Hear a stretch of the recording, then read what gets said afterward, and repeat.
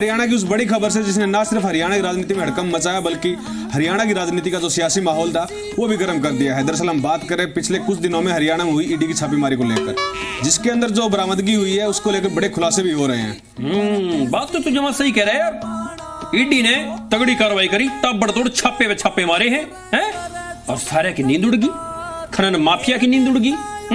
और जितने भी मतलब नेता इसमें शामिल थे खनन में, उनकी भी नींद उड़ गई यार।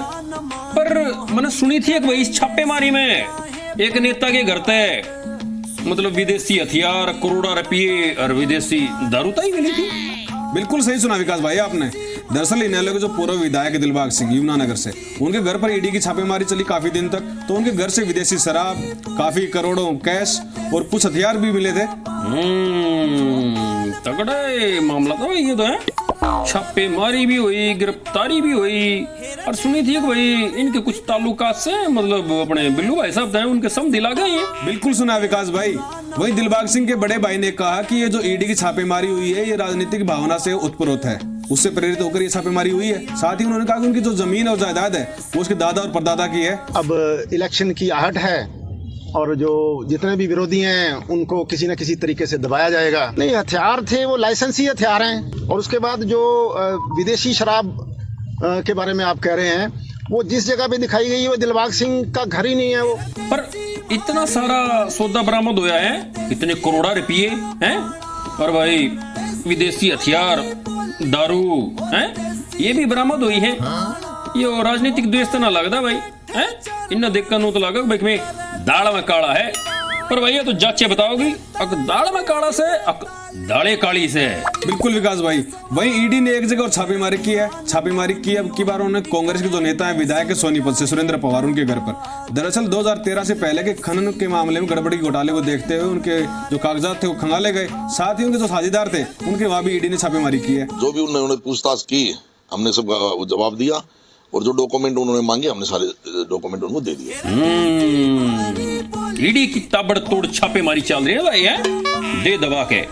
पर भाई विपक्ष वाले नेता हैं जो इनका छापेमारी होने लग रही है, उनकी घिघी तो बन रही है। पर भाई विपक्ष वाले सवाल भी उठावे हैं कि छापेमारी खाली विपक्ष के ऊपर क्यों पड़ने लग रही है, सत्ता पक्ष वाला के भी पड़नी चाहिए। वही बीजेपी के जो हरियाणा के जो अध्यक्ष हैं नायब सिंह सैनी, उन्होंने कहा कि ईडी जो है वो एक आजाद संस्था है और वो अपने हिसाब से कार्रवाई करती है। कांग्रेस तो आरोप लगाने का सिर्फ काम करती है। ईडी पहले भी काम करती थी, आज तो काम नहीं कर रही है। स्वतंत्र एजेंसी है और जहां उसको लगता है कि यहाँ से गलत हुआ है वो स्वतंत्र रूप से उसके खिलाफ कार्रवाई कर सकती है। बात तो सही है यार।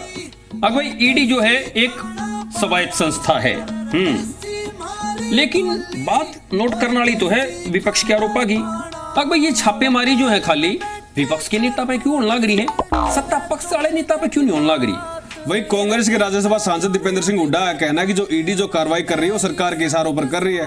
दरअसल जो सुरेंद्र पवार के घर पर छापेमारी हुई थी उसमें उनको कुछ भी नहीं मिला। इस सरकार की कार्यशैली का एक हिस्सा ये है, जांच एजेंसियों के निशाने पे विपक्षी दलों को निशाने पे लिया जाए। हमारे इसमें एक जो विधायक के घर छापा पड़ा था कांग्रेस पार्टी के, उनके सारी चीज ठीक है।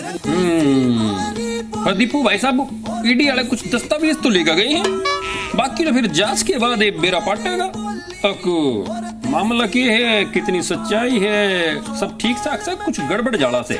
वहीं हरियाणा के डिप्टी सीएम दुष्यंत चौटाला का कहना है कि हरियाणा में जब कांग्रेस की सरकार थी तो उस समय खनन बंद होने के बावजूद भी अवैध रूप से खनन होता था। मुझे नहीं लगता कि संपदा हमारे किसी ने लूटी है, उनने लूटी है इसलिए तो रेड हो। और ये मुकदमा कौन सी सरकार का है? ये मुकदमा भूपेंद्र सिंह हुड्डा के टाइम का है, जब माइनिंग बंद हो गई थी करनाल में, यमुनानगर में, और इन लोगों ने इलीगल माइने चलाने का काम किया। मुझे नहीं लगता कि भूपेंद्र सिंह हुड्डा के बेटे को आज इतना भी पता है कि उनके राज में कैसे लूटा जाता था। यह बात तो सुनी दे भाई। अब जब खनन का कारोबार बंद था तब बेधड़क धड़ाधड़ खनन कारोबारी, खनन माफिया दे दबा के खनन करने लग रहे थे, अवैध काला कारोबार। और भाई नरी रुपये नरी चांदी कूट गई थी। बिल्कुल विकास भाई। इनेलो के नेता अर्जुन चौटाला ने कहा कि उनके ससुर दिलबाग सिंह पर जो ईडी कार्रवाई हुई है वो राजनीतिक भावना के चलते हुई है। दरअसल उनको चुनाव लड़ने से रोकने के लिए कार्रवाई की गई उन पर। उनको कहीं ना कहीं यमुनानगर का चुनाव रोकने के लिए, ताकि वो ना लड़ सके या किसी प्रकार से उनके राह में बाधा डालने के लिए करा गया है। ये तो प्योरली पॉलिटिकली मोटिवेटेड है। अर्जुन भाई साहब के मलाल तो होएगा, क्यों? सुसराड़िया पे ईडी की कार्रवाई जो हुई से। बिल्कुल विकास भाई, फर्क तो पड़ना ही था। वहीं हरियाणा कृषि मंत्री जेपी दलाल का कहना है कि जहां पर भी ईडी छापेमारी कर रही है वहां 300 करोड़ मिल रहे हैं, अवैध हथियार मिल रहे हैं, तो जो ईडी है उसका फर्ज बनता है कि वो अपनी कार्रवाई करे। जब 300 करोड़ रुपए नकद मिले, काला धन मिले, तो ईडी के ऊपर दोषारोपण करना गलत है। हरियाणा के अंदर भी जो छापे पड़े हैं उसमें अवैध हथियार मिल रहे हैं, बहुत सारी धन मिल रहा है। यार ईडी कार्रवाई करने लग रही है रुड़े, 300 करोड़ रुपये मिलने लग रहे हैं, और भाई अवैध हथियार और देसी तहकीत अंग्रेजी दारू मिला है, और वह भी विदेशी है। फिर भाई कार्रवाई नहीं करेंगे तो और के पुचकार के जाओगे। वही जो हरियाणा कांग्रेस के नेता हैं गीता बुक्कल, उन्होंने कहा कि जो ईडी जो कार्रवाई कर रही है वो दुर्भावना से प्रेरित है, और जब जब चुनाव आते तब तब बीजेपी इस तरह की छापेमारी नेताओं पर करवाती है, विपक्ष वालों पर। वहीं आप पार्टी के नेता अनुराग ढांडा का कहना है कि बीजेपी जो सरकारी संस्थाएं हैं उनका गलत इस्तेमाल कर रही है। देखिए, राजनीतिक द्वेष की भावना से जब जब चुनाव आने लगते हैं इस प्रकार से ईडी का इस्तेमाल किया जाता है, जो कि बहुत ही निंदनीय है।